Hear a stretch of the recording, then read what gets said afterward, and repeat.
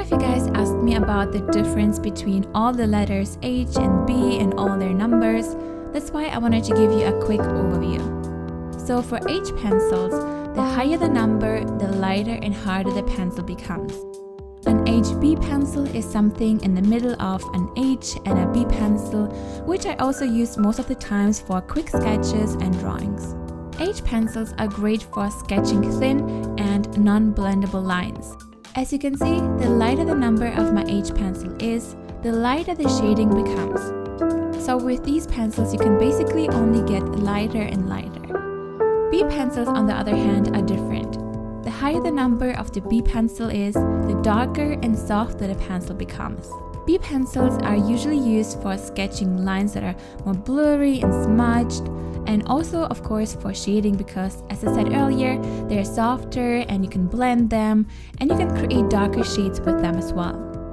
You don't need all of these pencils. I usually don't use H pencils that much, but to have one H pencil and a few B pencils such as 2, 4 and 6 are a great start.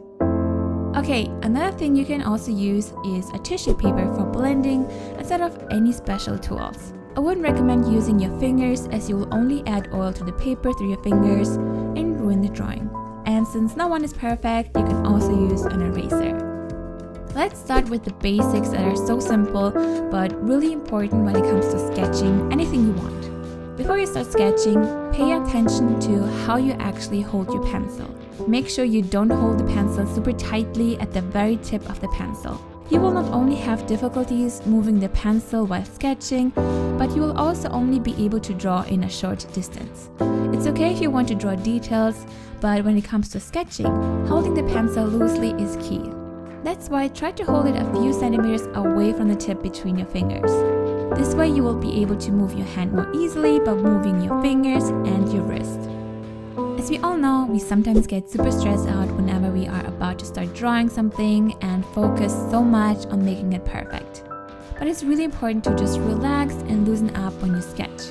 That's why I would recommend to start with drawing loose lines, circles, curves, just to warm up your hand. Do it very loosely, don't focus on creating a perfect line, it's not the point of sketching. Okay, now before we start, choose the object you want to draw.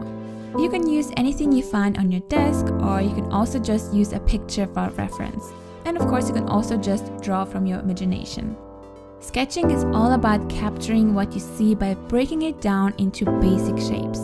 Even if you just want to draw a circle, it's easier to start with simple lines and to work your way to the final shape you are going for. A sketch should be the base or a draft of an idea, an image you want to create, not the final piece of work. Therefore, try to keep your hand relaxed and move it lightly with lots of short, quick strokes. Use minimal pressure to create the foundation of your sketch. This will make sketching a lot more easier because it will help you to create the overall shape of the object you are going for without committing to one single line that might be crooked and hard to erase later on. I believe lots of us forget that sketching is all about exploring different ideas, trying things out, and having fun while practicing drawing. So let go of the mentality that everything needs to be perfect. There is no such thing. So have fun and sketch the outlines loosely and refine the shape little by little. And when you finally get the overall shape, you can use a B pencil and start outlining the shape with a darker line. Here I'm using a 2B pencil. So try out this approach where you start with loose lines that you create and form into the shape you plan on drawing. Now, once you're happy with the overall sketch, we can now make it look more three-dimensional by shading it.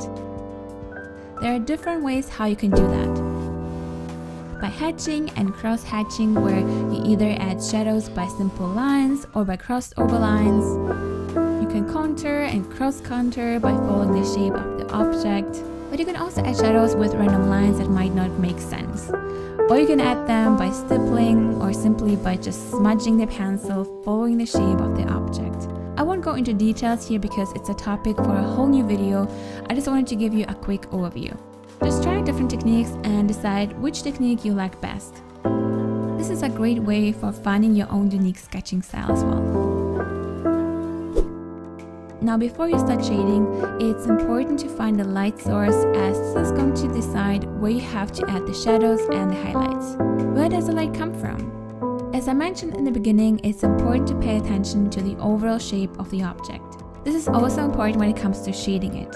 So start at the darkest spot that gets the least amount of light, and then blend it out to the brighter areas by using any of the shading techniques I showed you. If you draw something that is square, you don't want to use curved lines for shading.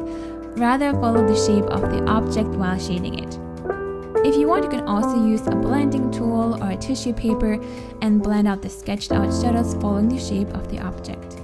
This will create a smooth surface, but you can also just keep it the way it is, as all the different shading techniques give the sketch a really nice feel and character. But remember, we are just sketching here, we are not creating a masterpiece. Don't feel like it has to look perfect, it doesn't have to. This is only a sketch, a draft for future reference or just for practicing drawing. Try to get rid of this perfectionist mentality I was talking about earlier. If something looks horrible, it's okay. We are here to practice. Don't beat yourself up if it looks ugly. Embrace it. I believe that it's better to create 10 ugly and imperfect art pieces than none, because you can use all the knowledge that you gained by sketching and drawing all these art pieces for your next work that will look amazing. Just give your best, practice, and remember to have